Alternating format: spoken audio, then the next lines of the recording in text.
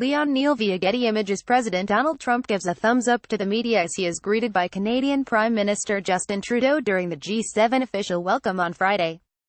It's hardly a surprise that Donald Trump blew up the Group of Seven summit. In his warped view of the world, America's closest allies are enemies, and nations that represent dangerous threats are friends.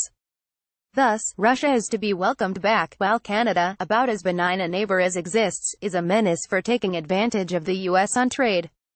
Fact check: the U.S. government's own data suggest the U.S. ran a small trade surplus with Canada in 2017. The European Union, whose subsidy and open market policies are on a par with our own, is seen as a bigger threat than mercantilist China. And North Korea's dictator Kim Jong-un gets warmer words than the leaders of Europe. Has the world gone mad? No, only Donald Trump. Trump's bullshit in a China shop can best be understood on three levels.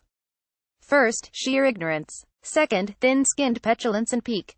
After barely papering over differences at the actual summit, Trump destroyed whatever shred of goodwill remained in a tweet storm triggered by the effrontery of Canadian Prime Minister Justin Trudeau's criticisms. But the third reason is the most dangerous of all: corruption and opportunism. Trump gave China a pass on the national security risks of the telecom company ZTE as an apparent thank you for Chinese gifts to his business empire and that of his daughter Ivanka. He keeps cutting Russian President Vladimir Putin slack after years of Russian bailouts for Trump's business empire.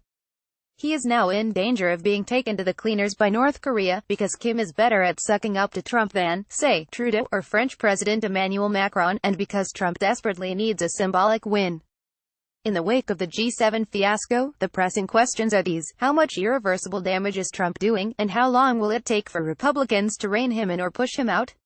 The damage with our European and North American allies is likely temporary. Basically, Europe has decided to quarantine Trump for the duration. There will be some economic harm from these trade skirmishes, but the deeper amity and sense of common interest among the nations of the West runs strong, and relations will be put back on track once Trump is gone. Trump has also given a gift to the usually fractious Europeans by reminding them of the importance of their own unity. In Canada, the popularity of Justin Trudeau, a good man and a good progressive, will rise thanks to his standing up to Trump's infantile bullying. And in Mexico, leftist candidate Andrés Manuel López Obrador has a lead of 25% in polling ahead of the July presidential election and is only helped further by Trump's war of insults. Saul Loeb via Getty Images. Trump met with G7 leaders this weekend, including Germany's Angela Merkel and Britain's Theresa May and Canada. Trump has managed to unite the rest of the West against the United States and himself. More serious is his amateurish diplomacy with Russia, North Korea and China. China has a well-conceived and executed program known as Made in China 2025, through which Beijing hopes to achieve dominance in all of the cutting-edge technologies, from artificial intelligence to electric power and electric vehicles to 5G wireless networking. Some of this reflects China's cheating on the global trade system. Some of it is the result of China's own planning system and diligence. The West had better respond, and in a unified way. But Trump's self-serving incompetence does serious damage, and time is short. Russia continues its program of destabilizing Western democracy, unmolested.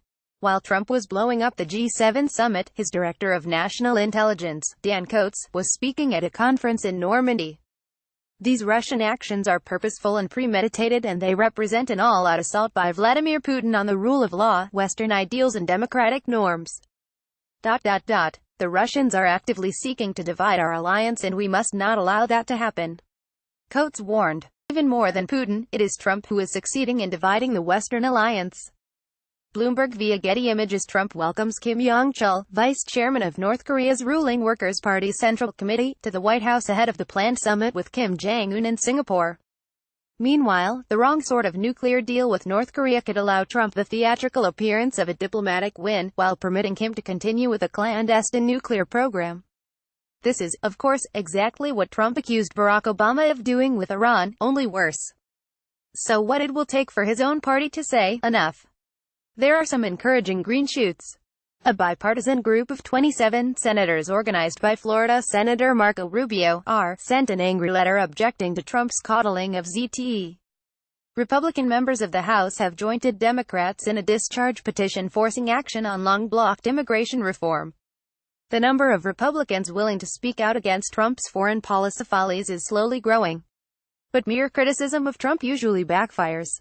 What he understands is power. Ultimately, nothing short of Trump's removal will rein him in. Robert Kuttner is co-editor of The American Prospect and a professor at Brandeis University's Heller School. His new book is Can Democracy Survive Global Capitalism? Follow him on Twitter. Editor Kuttner writes, Opinion: ICE deserves every bit of our contempt. Opinion: the rule of law in America has always been selective. Opinion: yes, Democrats should run on impeachment. Download